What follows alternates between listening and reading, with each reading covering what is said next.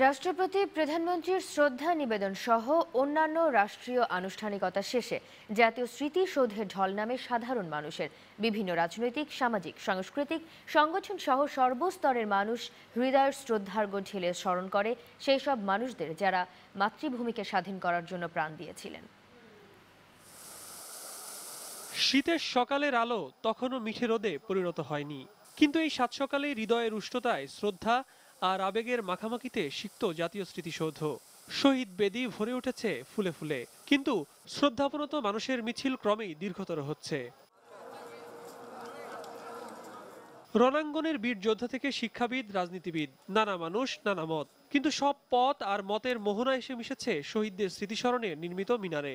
দেশের পিছিয়ে পড়ার গল্প বলতে রাজি নন কেউ, সবার এক কথা, স্বাধীনতার ৪৪ বছর পর অদম্য এক বাংলাদেশের স্বপ্ন এখন শুধুই স্বপ্ন নয়। আমরা অনেকগুলো ক্ষেত্রে সোশ্যাল ডেভেলপমেন্ট বা সামাজিক উন্নয়নের অনেকগুলো ক্ষেত্রে আমরা খুবই ভালো করেছি।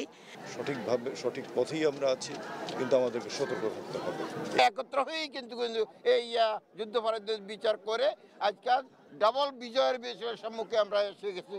আমি মাথা উঁচু করে বলি যে আমাদের দেশ এখন আগের মতো দরিদ্র নয়, এগিয়ে যাচ্ছে, আগের মতো অশিক্ষিত নয়। এটা সব চট করে একবারে হয় না, এটা বহু আগে থেকে প্রথমে ভিত্তিপ্রস্তর স্থাপন করতে হয়। সব সরকারের কিছু কিছু অবদান আছে।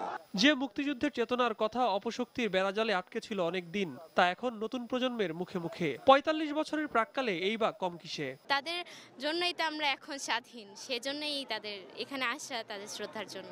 আমাদের বাচ্চারা যাতে এই মুক্তিযুদ্ধের চেতনায় উদ্বুদ্ধ হয়ে যাতে ওরা আগামীতে কিছু করতে পারে, এজন্য ওদেরকে প্রতি বছর নিয়ে আসি। বাংলাদেশের এই প্রাণের আবেগ স্পর্শ করেছে ভিনদেশীর হৃদয়ও। For you it's the most important celebration in this year or every year, so I'm happy that I'm here. I can share the feelings with you. I am very happy and very honored and pleased to celebrate the day with you. প্রাণে প্রাণ ছুঁয়ে বিজয়ের চেতনা উদ্ভাসিত হোক বাংলার আকাশে বাতাসে, এমন প্রত্যাশা সবার। রিয়াসাত সানভি, নিউজ 9, ঢাকা।